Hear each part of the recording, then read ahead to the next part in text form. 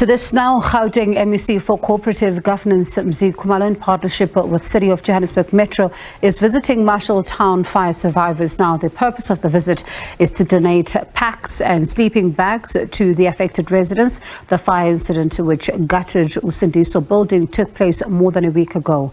City of Johannesburg has since provided temporary accommodation for the victims. Let's now cross live to SABC News Reporter Mbalenhle Mthethwa for the very latest. Mbalenhle, thank you so much for your time this evening. Talk to us about what's happening there.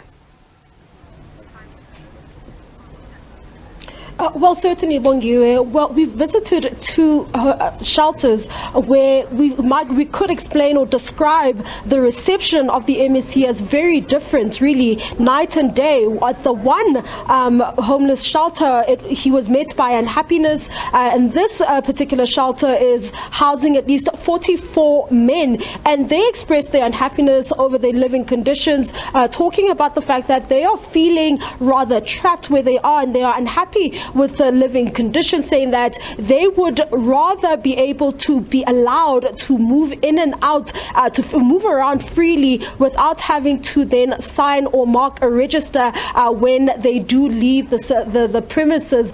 They also called on government to provide them with social housing, saying that they are unhappy with the fact that they have been separated with their loved ones and with their families. Now, you will understand that that particular facility in Wembley is housing only men, and this one here, where the MEC was met with song and dance from the women who are staying here, was saying they have no complaints whatsoever. They are happy with how they're getting their meals, even though the men on the other side are unhappy with the way that they're getting their meals, saying that they get breakfast and it seems as though there's a long time between them getting breakfast and lunch while they're there in the facility. But I'm joined by the MEC right now, who's going to speak to us about some of these concerns, because he did go into a meeting with them. Thank you so much, MEC. Like I said, it's night and day. You were welcomed with song and dance over here, and on the other side you were welcomed by very angry and unhappy people. Talk to us about some of the challenges that they're saying they're facing on the other side of Johannesburg. Good evening to you, Mali, and good evening to our viewers at home. I suppose men are not creative as women. That made a difference.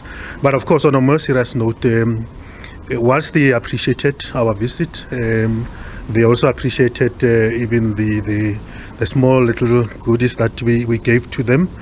They also had issues that they raised with us, and we took those particular issues and we said to them, we will discuss with the Johannesburg city, we'll discuss with the Department of Social Development. We made our commitment, the immediate commitment that we made. They were not happy, amongst others, with some of the blankets that they had there.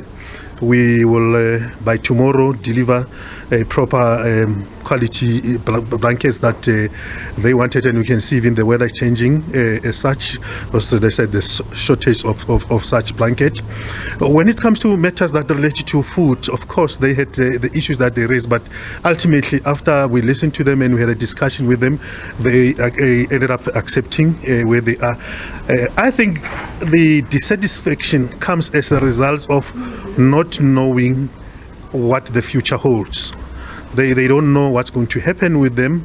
And remember, they've been separated from their families, separated from their women, some of them, and all of those kind of things, and not knowing what the future holds.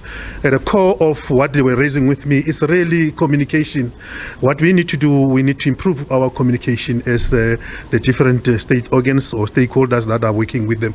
If we can improve communication, I think we'll go a long way. Okay, thank you so much. There you have it. That is the MEC for Cogta, Mzi Khumalo, saying that they will try, as the provincial government, to strengthen their communication measures and communicate as to how and what they will be doing in order to assist those who were affected and the survivors of the Marshalltown fire. For now, it's back to you in studio.